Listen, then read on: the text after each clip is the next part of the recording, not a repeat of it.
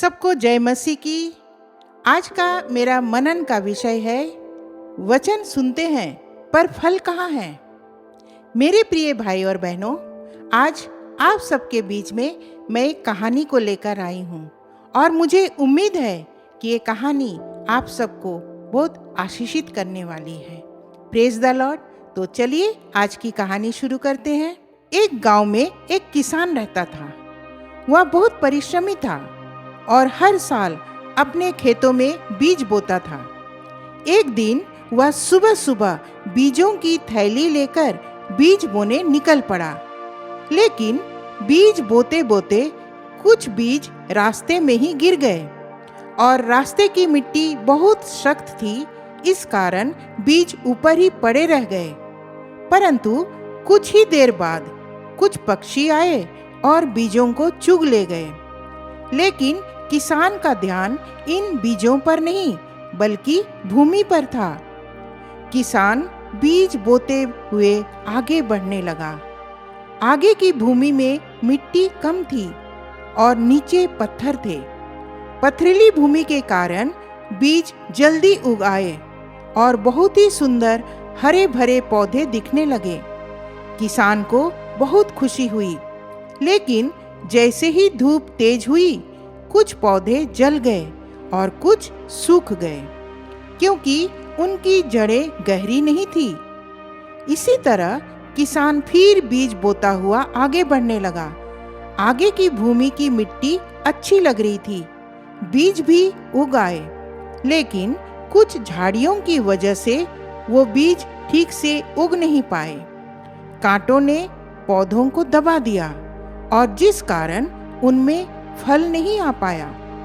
इसी तरह फिर किसान बीज बोता हुआ आगे बढ़ने लगा और आखिरकार ऐसे भूमि में पहुंचा जहां की मिट्टी नरम थी, पत्थर नहीं थे और जंगली झाड़ियां भी नहीं थी। बीज बोए गए, वे धीरे धीरे बढ़ने लगे, मजबूत होते हुए और एक दिन ठीक समय पर फसल लहलाने लगे। फिर क्या था, किसान आनंद से झूम उठा।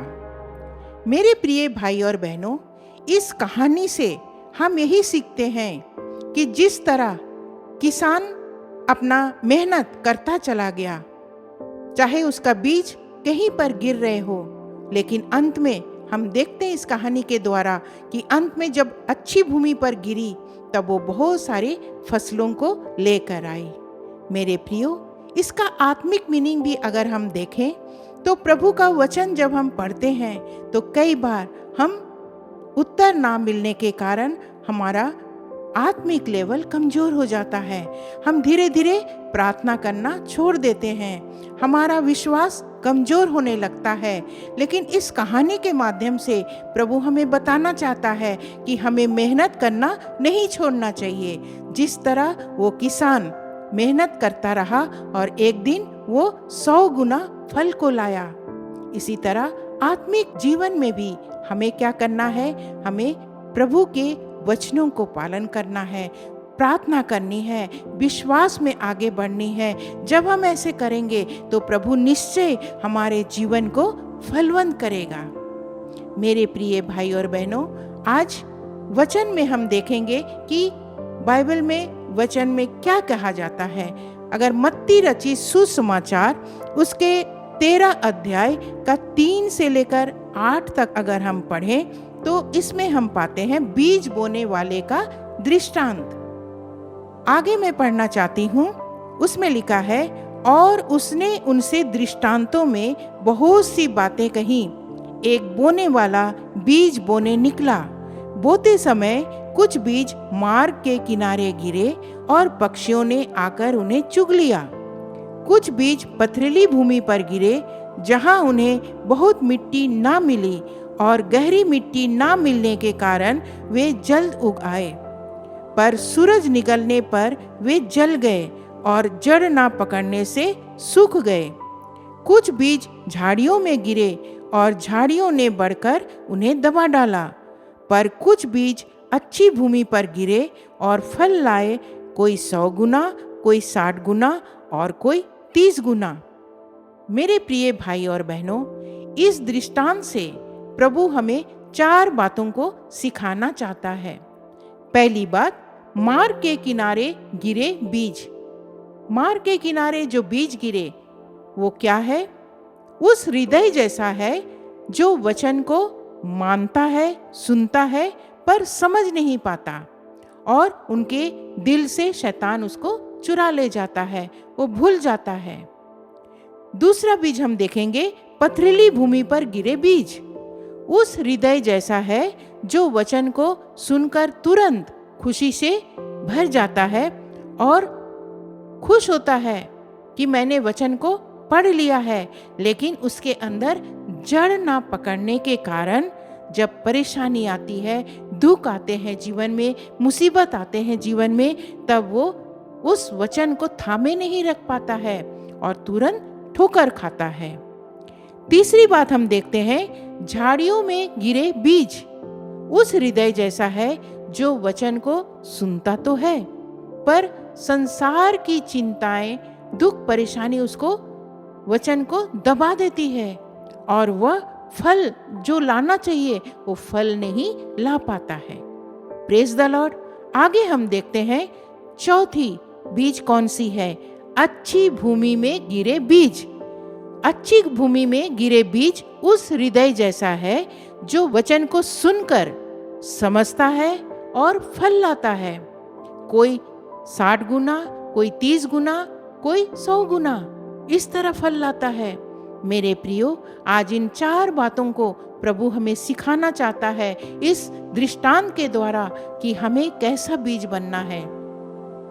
क्या हम झाड़ियों में पड़े हुए बीज की तरह है? क्या हम रास्ते पर पड़े हुए बीज की तरह है? या फिर हम एक अच्छी भूमि पर गिरे बीज की तरह है? हमें जब वचन सुनने को मिलता है, हमें उसको अधिकाधिक अपने जीवन में बसने देना चाहिए ताकि वो फलवंत होने पाए। Praise the Lord. एक वर्ष मैं आप सबके सामने पढ़ना चाहती हूँ, गलातियों 6:9। इसमें लिखता है, हम भले काम करने में साहस ना छोड़ें, क्योंकि यदि हम ढीले ना हो तो ठीक समय पर कटनी काटेंगे। मेरे प्रियो, अगर हम ढीले ढाले ना हो तो हम भी ठीक समय पर हम कटनी को काटेंगे। इसीलिए प्रभु आज हमें और आपको सिखाना चाहता है कि हमें मेहनती बनना है। सुबह, दोपहर, रात जब समय मिले प्रभु की संगति में बने रहना है और अपने विश्वास में, धैर्य में हमें मजबूत रहना है। और जब हम इस तरह करेंगे तो निश्चय हमारे और आपके जीवन को फलवंत होता हुआ हम देख पाएंगे, क्योंकि हम लोग आशीषित लोग हैं। प्रभु ने हमें इसीलिए बनाया है ताकि हम प्रार्थना, विनती, अपने जीवन को हम प्रभु के हाथों में सौंप दें, अपने जीवन को प्रभु के चरणों में रख दें, क्योंकि हम अपने आप में कुछ नहीं कर सकते। इसीलिए तो हमें प्रभु की जरूरत है। आइए, ये छोटे से मनन के द्वारा प्रभु ने हमें जो कुछ भी सिखाया है, बहुत सारी आशीषें दी है। आज हो सकता है हमने इस वचन को बहुत बार पढ़ा है, लेकिन फिर से आज प्रभु हम सबों को याद दिला के कहना चाहता है, फिर से इस वचन की गहराई में जाओ और तब जो पिछले बातें जो भी रह गई उनको छोड़कर निशाने की ओर आगे बढ़ते चले जाना है। Praise the Lord. आइए, छोटी सी प्रार्थना मैं करना चाहती हूँ। आप जहाँ कहीं से भी YouTube के माध्यम से देख रहे हैं, थोड़ी देर अपनी अपनी आंखों को बंद करें और प्रभु के चरणों में आइए। प्रभु आपके जीवन को संवार देगा। आइए प्रार्थना करें। Hallelujah, hallelujah, hallelujah. धन्यवाद, धन्यवाद, धन्यवाद पिता परमेश्वर। आज के वचन के लिए प्रभु मैं धन्यवाद देती हूँ प्रभु जी। प्रभु एक एक के जीवन में प्रभु आप काम करना शुरू कर दिए प्रभु जी। प्रभु मैं धन्यवाद देती हूँ प्रभु। आज आपने बीज बोने वाले दृष्टांत के द्वारा प्रभु आपने फिर से सिखाया प्रभु जी कि हमारा जीवन प्रभु ढीले ढाले ना हो, लेकिन हमें मेहनती होना है प्रभु जी। हमें आपके पीछे लगातार चलते रहना है, चाहे दुख आए, मुसीबत आए, कोई भी परेशानी आए, लेकिन प्रभु जी हमें आपके मार्ग में कोई भी प्रभु जी बाधा या अड़चन प्रभु आने ना पाए। प्रभु हम मांगते हैं प्रभु जी, हमारे जीवन को प्रभु जी फिर से प्रभु जी अपने हाथों में ले प्रभु हमारे जीवन प्रभु जी बहुत से बातों में उलझे हुए रहते हैं प्रभु, हम सब कुछ छोड़कर प्रभु हम आपके चरणों में प्रभु रहने वाले हो सके।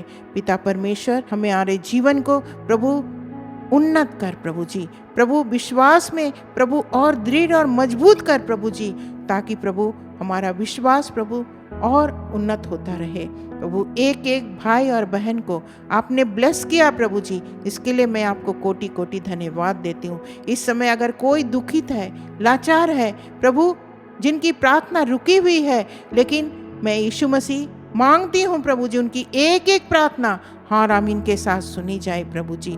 ओ पिता परमेश्वर, इस मनन के लिए धन्यवाद देती हूँ। सारा आदर महिमा आपके धन्य चरणों में रख देती हूँ और ये छोटी सी दिनहीन प्रार्थना यीशु के नाम से मांगती हूँ। दया करके सुने और स्वर्गराज में ग्रहण करें। आमीन। सबको जय मसीह की। प्रभु आप सबके साथ में रहे। धन्यवाद।